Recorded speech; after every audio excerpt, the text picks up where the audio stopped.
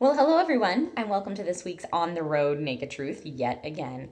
Oh, it's echoey in here. I'm in my friend's house, and I was trying to find a place that didn't have like their family pictures on the walls, to respect privacy. So we'll see how this turns out, echo wise. For the record, they are aware of the Naked Truth series. They all watch it, and they give me their blessing to film in their house. So I'm in Florida this week because I'm filming another episode of Super Gamer Build in Orlando. But I wanted to visit my friends who live in Jacksonville first. It's one of my best friends all the way back from preschool, and she's married and has kids now, so it's fun to come out here and see her kids and stuff like that. But anyway, this week's Naked Truth is not spurred on by anything that happened in my personal life. This week's Naked Truth was submitted, and the topic was so well submitted that I was like, we got to do this. It's controversial and I love it. But before we jump into that, I want to thank this week's Naked Army vloggers. That's Chris Poyo, Sky Kavaja, Lawrence, Christopher Prescott, and Kristen, Michael, James, Jenny, and Ryan. Thank you guys so much for submitting your own Naked Truth vlogs this week. If you want to check those out, they're linked in the description below. All right, so this week, this is a very long topic suggestion, but I am going to read the whole thing because I feel like it's a very different viewpoint, but it's very well argued, and so I want to respond to the full topic suggestion.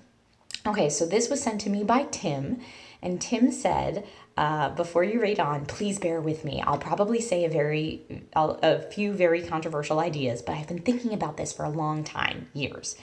I've been thinking about fidelity, cheating, monogamy, etc. Now, we live in a very monogamous society, and it's because of evolution, collaboration versus competitive developing of groups, and probably a lot of stuff I forgot. Part 1, how you feel on the inside. Most people object to having multiple partners or having intimate in any form relationships with people other than your main go-to favorite person. Partner, with a capital P for easy referencing below. Thank you for that. I appreciate that. But I can imagine that it's not the same for everyone. You can feel love for and attraction toward multiple people at the same time, just like there are people who are non-sexual. And that does not say anything about how much you love or how much you are in love with your partner. So that's part 1. You can love more than one person, and they said speaking out of experience. Part 2, how to go about it. There are a few things to go about having those feelings. Hide them, hope they go away, talk to your partner about them, act on them without telling your partner about it. And this is where it gets controversial because this is my proposal for the Naked Truth. If you cheat on your partner and your partner doesn't ever know about it, your partner doesn't get hurt. And if nobody gets hurt, is it actually cheating? Tree falling in the woods, nobody there, fallen tree. If you feel very strongly about cheating in the sense that it's wrong, please take a moment to truly objectively think about this question. And time out from the reading. This is why I think this is such a good topic suggestion for the Naked Army, because here we do discuss things more theoretically and more with an educational endpoint in mind. So try to be open-minded if this sounds like something that's crazy to you. Okay, back in, time in. And the other thing I would like to pick your brain for is if you make a mistake, drunk, party, week, other moments, etc., and you know your partner will leave you for it and or never forgive you, do you tell him or her? Because you will only create hurt and pain for someone you love. This might also be a thought for intentional infidelity. You will hurt people only if they know.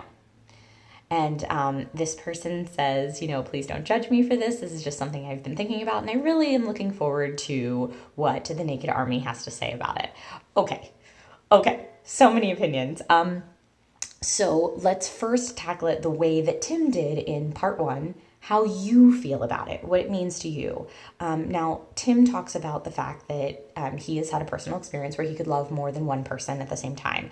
And I think based on the fact that there are so many movies made about it, if you think all the way back to Gone with the Wind, she loves Ashley, but she loves Rhett. If you think about, The Wedding Singer, she's going to marry Glenn, but she wants Robbie. I think this is something that people go through, and that's why it's represented so much in the media. And I can certainly say I've been in situations where I was dating one person, but I started having feelings for another. So I do think that that's pretty natural. For me, that's never been sustainable. Like, even if I like two people, ultimately one of those people will win out, and I would hate to kind of like leave the other person in the lurch or forget the other person if I had been promised to both, if that makes sense. If we're talking about it very theoretically, I don't know that would be sustainable for me. That could be sustainable for other people, but that's just my point of view, and I'm looking forward to what you guys have to say. And then the second part of Tim's argument, is what do you do about it? If you do feel love for multiple people, you have options. Do you tell your partner? Do you keep it to yourself? Do you repress it? Do you act on it and then just make sure that they never find out so they never get hurt? And these are all certainly choices. And it feels like Tim is saying, let's examine the possibility of if you just act on it and then never tell them, no one gets hurt. It's a win-win situation. But I think what's being left out of this thought process is we've talked about how we feel about it. We've talked about the actions we can take, but we haven't talked about how our partner feels about it. And in any relationship, in my experience, communication is key.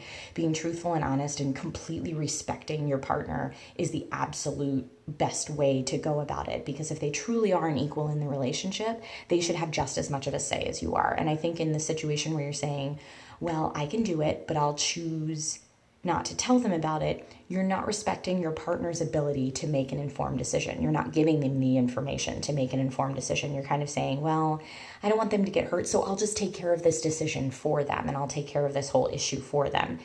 And I think one of the things that makes relationships so awesome is when you're in a really good one, you guys can overcome confrontation and obstacles, and that makes a relationship that much stronger. When you look at relationships that have been together for years and years and years and years and years, I'm sure it hasn't been honky-dory the whole time. I'm sure that there have been moments that came up that were really hard, but working through those problems made them such a stronger couple that can then take on the world. So respect for your partner, I would say, is a huge one. The other thing that I would really say is in the respect for your partner, there's a difference between cheating, which is what we're using, when talking about this topic, and open relationships